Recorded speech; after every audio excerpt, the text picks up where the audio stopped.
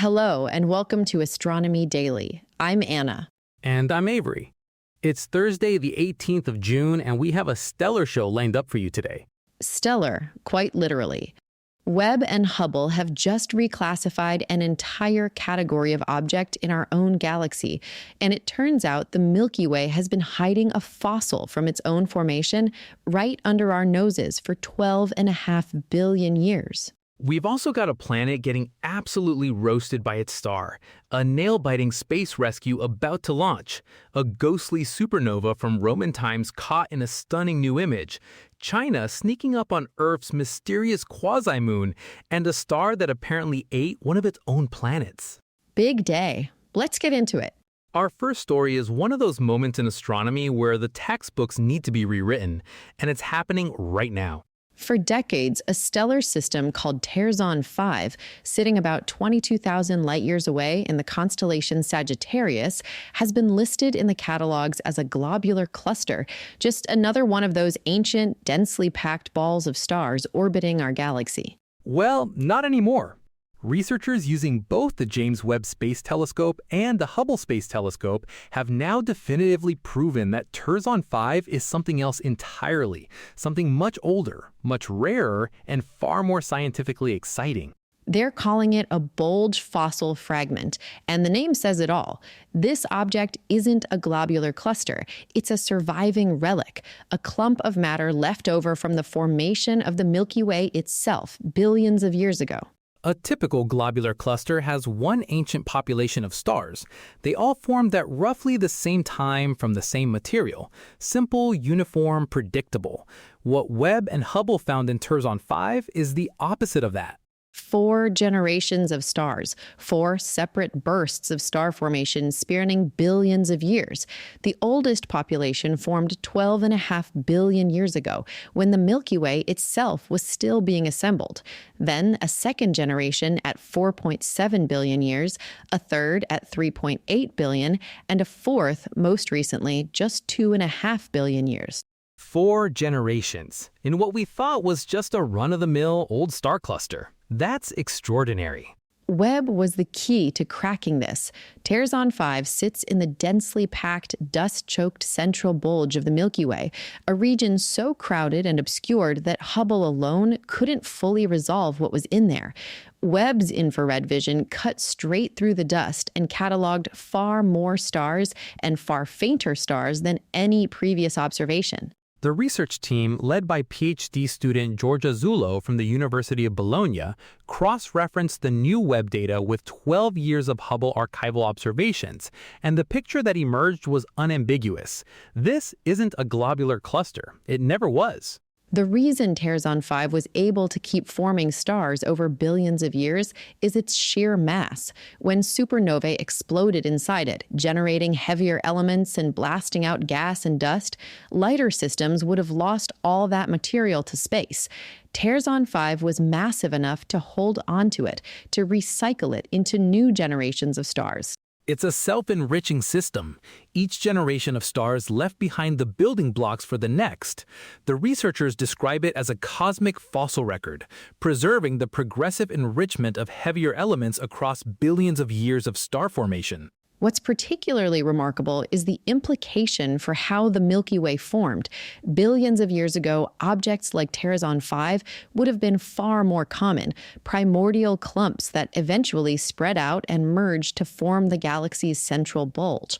Most of them lost their identity in that process. Tarzan 5 survived, intact to the present day. Like a lump in an otherwise well-mixed cake batter, which is actually how the researchers themselves described it. There is one other known object like Tarzan 5, a system called Liller 1 that was similarly reclassified a few years ago. But the team is now going to examine between 40 and 50 other globular clusters in the galactic bulge to see if any of them are also bulge fossil fragments hiding in plain sight. A whole new category of object confirmed. Results were presented at the 248th American Astronomical Meeting this week and published in the journal Astronomy and Astrophysics. 12.5 billion years old and still surprising us. Not bad, Tarzan 5. From the same AAS meeting, another Webb result, and this one involves a planet enduring quite possibly the most extreme weather in the known universe. We're talking about HD 80606b, a gas giant 4 times the mass of Jupiter, and one that NASA has literally given its own poster in their exoplanet series, with the tagline, "The Roasted Exoplanet." It earned that title. HD 80606b follows an extraordinarily elongated orbit around its sun-like star, one of the most eccentric orbits of any known exoplanet. For most of its 111-day year, it's cruising along at a reasonable distance. But then it swings in close, very close, in a brief, violent approach. During that close approach, Webb's MRII instrument, the mid-infrared instrument, observed the planet's temperature skyrocket by 1,100 degrees Fahrenheit. That's 600 degrees Celsius of warming in the space of just a few hours, the kind of temperature swing that makes Venus look temperate. Team leader Tiffany Kataria from NASA's Jet Propulsion Laboratory puts it well. Hot Jupiters are already considered some of the most extreme exoplanets we know of. But even among that population, HD 80606b is in a class of its own. The eccentric orbit creates a completely different beast. What makes this study particularly significant is the chemistry. Webb isn't just measuring temperature, it's detecting specific molecules in the planet's atmosphere. The team identified signatures of methane and carbon dioxide, tracking how those chemicals appear and disappear as the planet is heated and then cools again. NASA's now retired Spitzer Space Telescope had previously made infrared observations of HD 80606b and laid the groundwork. But what Webb is delivering is orders of magnitude more detailed. Spitzer could tell you it was hot. Webb can tell you exactly what's burning. This has implications well beyond one bizarre planet.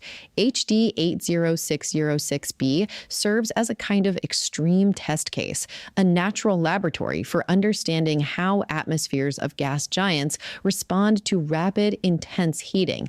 Understanding the chemistry under those conditions helps scientists model a huge range of planetary atmospheres, from hot Jupiters to potentially more Earth-like worlds. The research team says they're really just getting started deciphering what Webb has to tell them from this single dataset. A planet getting roasted every 111 days, and Webb has the front row seat. Now to a story we've been watching closely, and one that is now coming down to the wire. The rescue mission for NASA's Neil Gehrels Swift Observatory is imminent.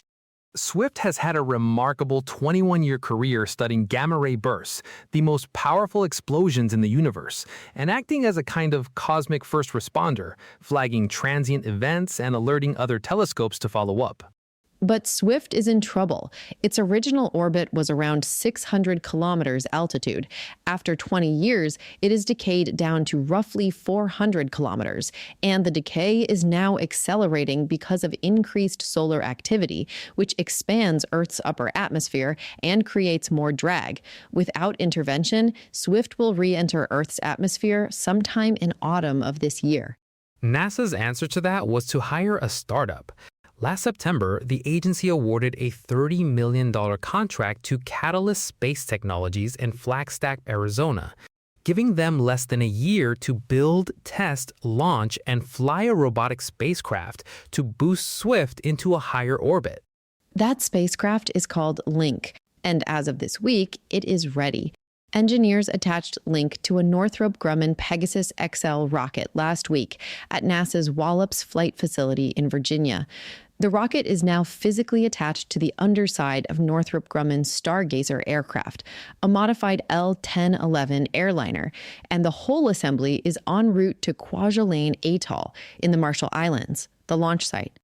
The Pegasus XL is an air-launched rocket. Instead of lifting off from a pad, it drops from the aircraft at around 39,000 feet and then fires its solid rocket motors to reach orbit. Launch is expected later this month. There's a reason this particular rocket was chosen. Swift flies at an unusual orbital inclination of about 21 degrees, specifically to avoid the South Atlantic anomaly, a region of weaker magnetic shielding. That orbit is very hard to reach from conventional launch sites. Pegasus, dropped from an aircraft over the equatorial Pacific, can get there. And here's a footnote that makes this mission even more historically significant. This will be the final flight of the Pegasus XL. The vehicle has been flying since 1990, the world's first privately developed orbital launch vehicle. 45 missions over 35 years. When Lynx separates from the Pegasus XL over Kwajalein, that will be the last time an air-launched rocket carries a spacecraft to orbit, anywhere on Earth. NASA held a media teleconference yesterday to preview the mission. Once Link reaches orbit, it'll spend 2 to 3 weeks closing in on Swift, approaching carefully, imaging the observatory from standoff distances to assess its current state, and then docking to boost it to a higher altitude. If all goes to plan, Swift gets a new lease on life, and the U.S. demonstrates a critical orbital servicing capability that will matter enormously for future missions. A rescue mission, a final chapter for an iconic rocket, and a preview of the future of spacecraft servicing. All in one launch. We will absolutely be tracking this one. Our fourth story takes us to the very heart of the Milky Way and to a cosmic explosion whose light reached Earth 1,700 years ago in the 3rd century CE. A stunning new multi-telescope image released today as NASA's Astronomy Picture of the Day has revealed what astronomers believe is the remnant of that ancient supernova, a blue glowing blob lurking near the galactic center, just waiting to be properly identified. The image is a technical marvel. It combines data from 4 different observatories, X-ray observations from both NASA's Chandra X-ray telescope and ESA's XMM Newton Space Telescope, showing that blue structure, radio waves from the Meerkat telescope in South Africa, revealing a large cloud of material, and optical background star data from the Pan-STARRS telescopes in Hawaii. Each telescope is sensitive to a different type of radiation, and together they build a much richer picture than any single observatory could. The blue emission in X-rays is particularly telling.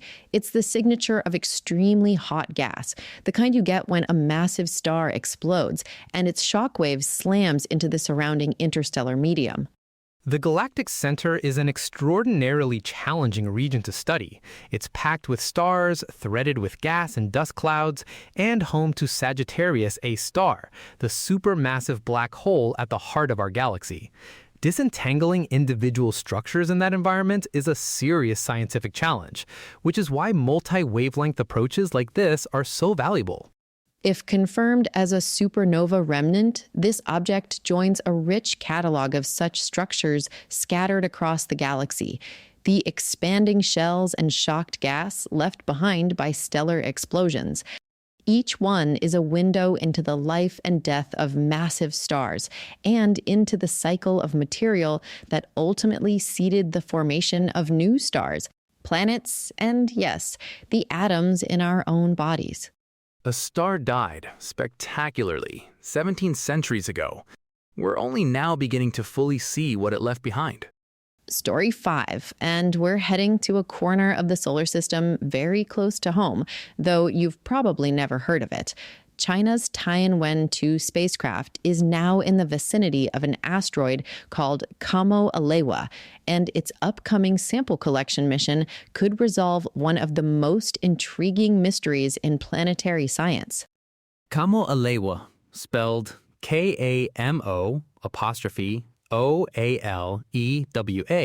is a Hawaiian name, and with good reason. It was discovered in 2016 by the Pan-STARRS telescope on Haleakala in Hawaii, and the name was given by Hawaiian language students working with the University of Hawaii's Institute for Astronomy. It means, roughly, an oscillating celestial fragment. And oscillating is apt. Kamo-Alewa is what's called a quasi-satellite of Earth. It orbits the sun, not Earth, but does so in an orbit so similar to ours that it perpetually loops around us in a kind of slow, gravitationally choreographed dance. It's been Earth's companion for more than a century, and will remain so for several more. The asteroid itself is tiny. estimated between 40 and 100 meters across. It rotates once every 28 minutes, which is very fast, and it may be a solid chunk of rock rather than a loosely bound rubble pile. You'd expect a rubble pile to fly apart at that spin rate. Now, here's the really fascinating part. When astronomers examined Kamo-Alewa's reflectance spectrum, the specific pattern of light it reflects, they found it matched weathered lunar rock. That sparked a theory. This asteroid might actually be a fragment of the moon, blasted into space by an ancient impact and subsequently captured into this unusual Earth-accompanying orbit. Which is exactly why China chose it as the target for Tianwen-2, their asteroid sample return mission that launched in May 2025. The spacecraft performed its main orbit insertion burn on June 7th, and since then has been performing a series of smaller, fine adjustment burns to zero in on the asteroid. Amateur radio astronomers in Germany and the Netherlands have independently been tracking these maneuvers by receiving Tianwen-2's X-band signal, since China's space agency has released no official updates. Sample collection is scheduled to begin on July 4th, a date that carries its own kind of poetry, with Tianwen-2 departing Kamo-Alewa in April 2027 and the sample capsule returning to Earth's surface in late November 2027. If those samples match lunar composition at the isotopic level, the moon fragment theory will be confirmed, and we'll have a whole new category of object in the solar system's menagerie.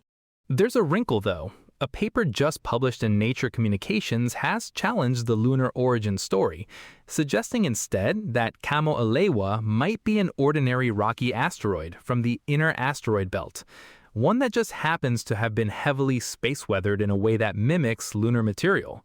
So the debate is very much alive, and Tianwen-2 samples will settle it. And this mission has a second act. After delivering its samples, Tianwen-2 won't be done. It'll use an Earth gravity assist to slingshot toward the main asteroid belt, eventually rendezvousing with an object called 311P Pan-STARRS, an active asteroid, more of a comet, really, in January 2035. One spacecraft, two completely different destinations, a decade apart. Quite the itinerary. We'll keep you posted as sampling operations approach. Now, for a final story for today is a cautionary tale from about 1,300 light-years away, and the reminder that not every planet gets to live out its natural lifespan. Meet TOI 5882, a binary star system.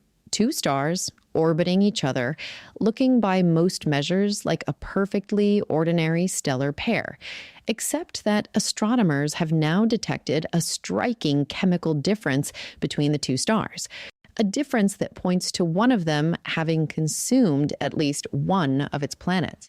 The study was led by Brooke Cotton of the University of Michigan, and it builds on a technique that's been growing in power over recent years. When a star ingests a planet, it swallows the planet's rocky material, iron, silicon, magnesium, and other elements that are rare in a star's outer layers but abundant in a rocky world. That leaves a detectable chemical fingerprint. In the case of TOI 5882, that imbalance is there. One star in the pair carries the chemical signature of having swallowed rocky planetary material. The other doesn't. The researchers estimate the consumed material could amount to the equivalent of several Earth masses, meaning this wasn't just a small pebble. At least one substantial planet met its end inside that star. The mechanics of how planets end up falling into their host stars are still being actively studied.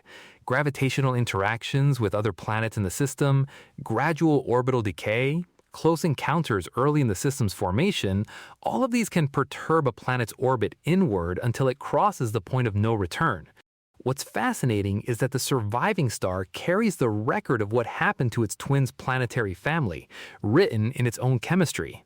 As our ability to analyze stellar compositions becomes ever more precise, we're finding more and more binary systems with this kind of chemical imbalance, which raises a sobering question about how common planetary ingestion really is, and whether our own solar system, with Jupiter acting as a kind of gravitational shepherd for the inner planets, has been unusually well behaved.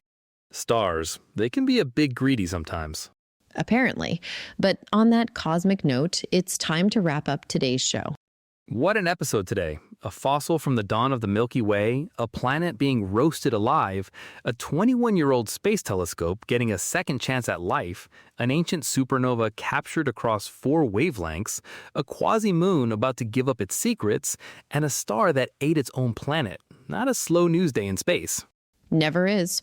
If you enjoyed today's show, please do subscribe, leave us a review, and share Astronomy Daily with someone who should be looking up a little more. You'll find us at astronomydaily.io and on social media at AstroDailyPod. We'll be back tomorrow with your Friday edition. Until then, keep your eyes in the sky. And your mind in the stars. Good night, everyone.